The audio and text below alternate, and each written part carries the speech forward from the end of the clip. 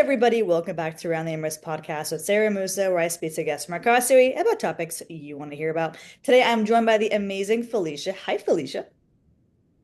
Hello, Sarah. I am super Very excited happy to be to have here. you today, Felicia. Thank you so much, Felicia. I'm super excited to have you here. Guys, Felicia Agmarin, she's amazing. She is a double, triple, whatever threat you want to call it. She is managing partner and founder of Rex Real Estate, which is a luxury boutique real estate advisory firm. She is also amazing founder of another environmentally friendly initiative called Swim for Clean Seas, all about making sure that we're doing our part for the environment. Please, Felicia, tell me your story and what got you started. So I basically grew up in Abu Dhabi until the age of 13, very solid Swedish proud patriot. So when my mom told me that we're moving to Abu Dhabi, I was devastated. And especially because the culture in Sweden is very different from here, not just in terms of like the culture itself, but you live in one place and you kind of grow up there, you stay there, you get a job there. People don't move around as much. It's not like here where it's transient and you make best friends and 2 years later they're gone. So I didn't even want to tell my best friends. I was completely in denial. And then eventually we, obviously had to move. And we initially started at a school here in Musafa, which was quite far from the city itself. I don't know if you're an Abu Dhabi based or Dubai based person, but yeah, Abu Dhabi based. So that was far. And like I told my mom, like, yeah, I just want to be able to bike to school. But obviously I realized I had to take the school bus. 6 months into being at the school with new friends I made that were from everywhere, like Trinidad, Saudi, obviously Emirates, Argentina. I just thought it was like the dopest thing ever. I told mom, okay, I'm ready to move to Hawaii now. Like we can move anywhere. Like this is such a good, you really realize that you are part of like a whole world. Like it's not just like Sweden is the best country in the world or this place is the best country in the world. There's just this, it was like a portal to a global cosmopolitan sphere. So super grateful to have grown up in Abu Dhabi. Obviously, we stayed here and met people from everywhere. Then I went off to university. Sorry, I did go back to finish my last years of high school in Sweden. I went to university in Canada, loved it there as well, was in Montreal. Very, very cold. Everyone's like, yeah, but you're from Sweden. I'm like, yeah, no, this is way colder. Like my homepage on the computer was the Weather Channel because you have to take into account the wind factor, right? So when I was there, I studied economics. And when I came back here, my mom really wanted me to come back here. She wanted all of us to be in Abu Dhabi. So my whole family is here. I didn't really know what to do because I came back at a time when it was very much about Emiratization.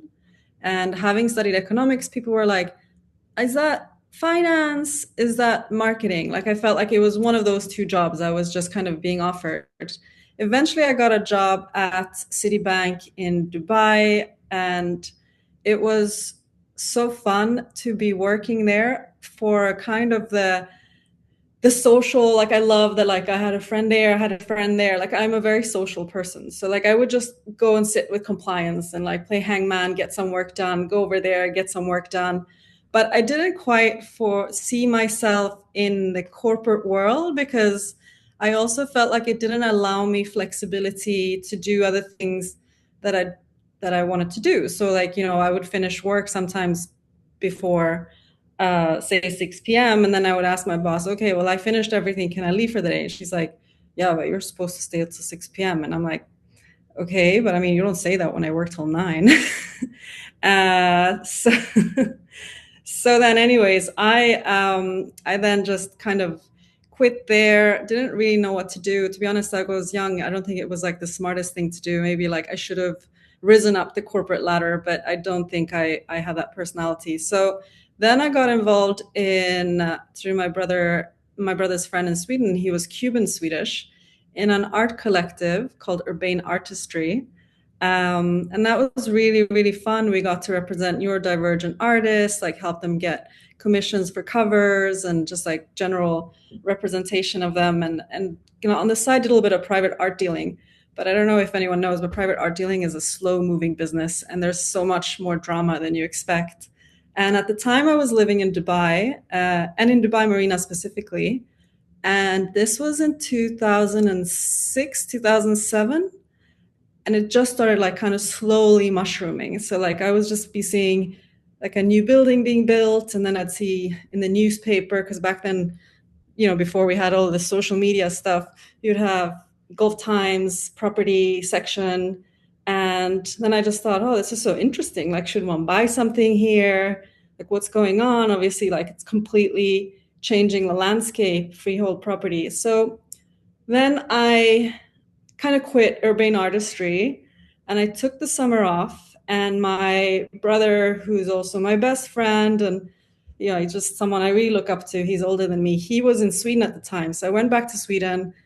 He was like having his polo career at the moment, and I didn't know what to do. And he was such a good big brother. And he's like, "Look, we're gonna have a great time this summer. Like, I'll take care of you, but by the end of the summer, you need to decide on something and stick to it." So I'm like, okay, fair. So we had a fantastic summer. And then I'm like, okay, I'm going to go back to Dubai and I'm going to do real estate. So I interviewed at my first real estate company there. And this was when we were selling all of Burj Khalifa, that area off plan. It was just plots. Like we were just selling apartments off plan, plots off plan. So to see it as it is now is like, wow, it really was as kind of CGI generated. Like it's absolutely incredible. So then I did that, and they put me in their new office in Abu Dhabi. And I noticed that there wasn't really a lot of focus on Abu Dhabi. So that's kind of understandable because Abu Dhabi was a burgeoning brand new market. We'd started freehold a few years after Dubai, and it was mainly Marina Square at the time. So I worked there in the office. It was very quiet. And I felt like, not quiet because Abu Dhabi was quiet, but quiet because they were not really spending their resources on it. So then I called my brother in Sweden. I said, hey, why don't you move here? And we start a real estate company together.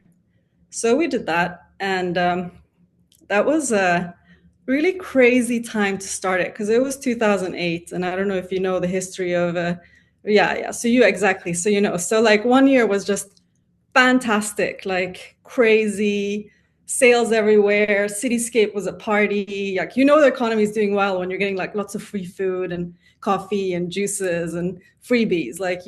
That's a good time. And checks were being thrown around. So then that was obviously the best year. And then next year was the worst year. So I think that to this day, no year has ever been as bad as 2009. And somehow we survived it. I think we had to pivot things around a little bit. And I think it was also the only summer I stayed in Abu Dhabi the whole summer. So the rental market was very active. People were moving here. Things were still a bit slow in terms of the prices falling in rentals because there was just no supply. And then we just kept going and we kept building it. And I think then 1 year, my brother was like, you know what? I'm done with this. I want to build a family and have kids. And real estate is a very hectic market. Like people do not realize, they just think it's easy. Like, oh, you just make commissions. Like that's amazing. Like that's so good. But the hustle and the work that you put in to get there is honestly insane. So that's kind of, I think, like one of the big challenges in real estate is relaying that this perception people have of, like when times are good, people are like, wow, at a dinner party, like you must be doing amazing. And when times are bad, they're like, ooh, sorry about that, So yeah, like it's a very kind of up and down market. I think right before this whole situation, the market was the hottest it's ever been. So the silver lining of what's going on is that even though it's actually still doing very well, it just like calmed down a little bit in terms of price appreciation, right? Then what else happened? I mean, if you have any questions on what I'm telling you. No, you're good. You're good. You're actually answering all my questions perfectly. I mean, you've answered the first half of the questions already, which is amazing. Talk to me a little bit more about the Swim for Clean Seas. How does that fit into your whole kind of almost businesswoman lifestyle as well? Okay, Swim for Clean Seas is an absolute passion project. I think it was kind of a counterbalance to like I said, the challenge of real estate. One is the perception, and two is also the fact that sometimes there's an immense gratification of when you really help someone make the right selection and you know that they walk away happy. But at Yeah. the same time, as you're kind of a middleman, you're a little bit like, what did I tangibly create? Like, it's like a pottery artist has like a bowl at the end, or, like an architect has like built a house, if the project gets accepted. But Swim for Clean Seas came about specifically because when we were celebrating 10 years in the market, so 2018, my brother and I, who are really keen ocean lovers, sea lovers, like he does free diving, I do scuba diving. We also used to do this, we still do with some friends, where you swim 5 to 8 kilometers per day for a week every year. Damn. And I think that, yeah, like, yeah, it sounds like it's hard, but everyone can do it. Like, we swam from Europe to Asia as well. People are always like, "Oh my God, you did that." I'm like, "No, you can do it too." Like, it's immensely empowering, right? To like know that you did that. And like for 2 days afterwards, I just walk around like I'm a champion of the world. But like really, like it's not a big feat like compared to what some other people do. But I remember him saying, well, we were thinking we could do a swim to raise awareness for plastics in the ocean. So, like, as I said, this was 2018. It was right before it became really big in the news. And for the life of me, I don't know why it took so long, because I mean, it's obviously such a serious issue. But we're like, well, we can swim the Messina Strait, which is one of the world's 10 most dangerous straits, and raise awareness in that way and kind of get media to cover it.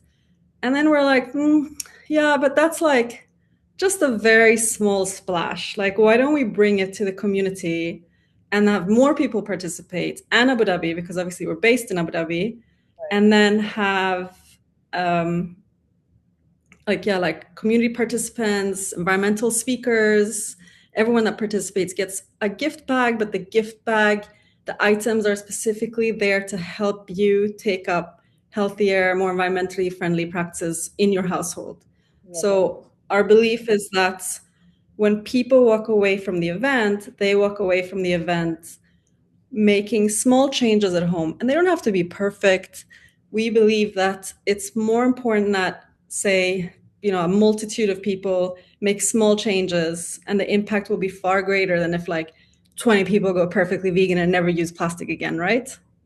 So that was the birth of Swim for Clean Seas, and then we keep doing it. Like, it was just supposed to be a one-time event, but it was such an immensely gratifying feeling to get everyone together. And like I said, like my love for the whole world, the thought is that for me, that when you're in the ocean, in a way, you are touching all the coasts and the whole world, right? Because that one drop is like been everywhere. I So love yeah, that's the story of Swim for Clean Seas.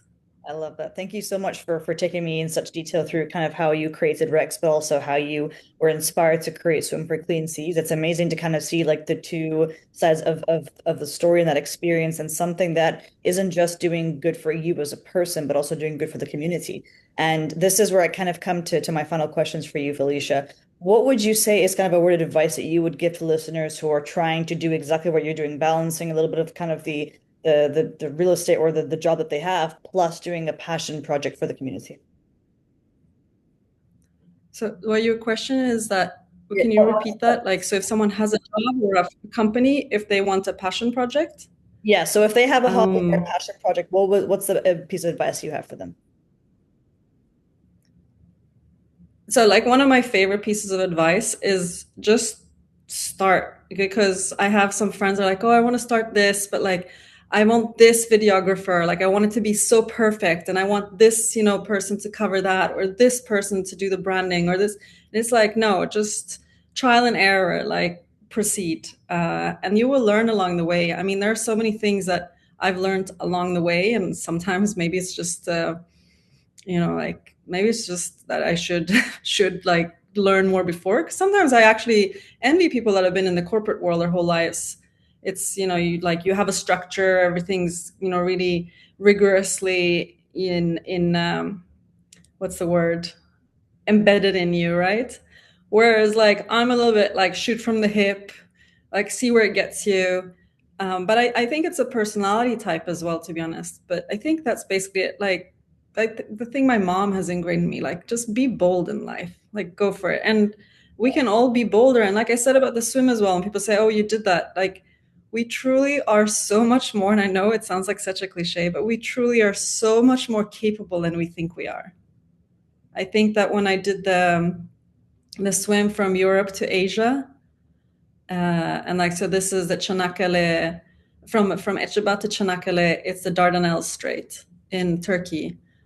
One of the things that really touched me and my friends was that we swam that, and that's like a little bit of like a difficult one because some people don't manage to cross because the current is so strong. So like you can't just swim straight across.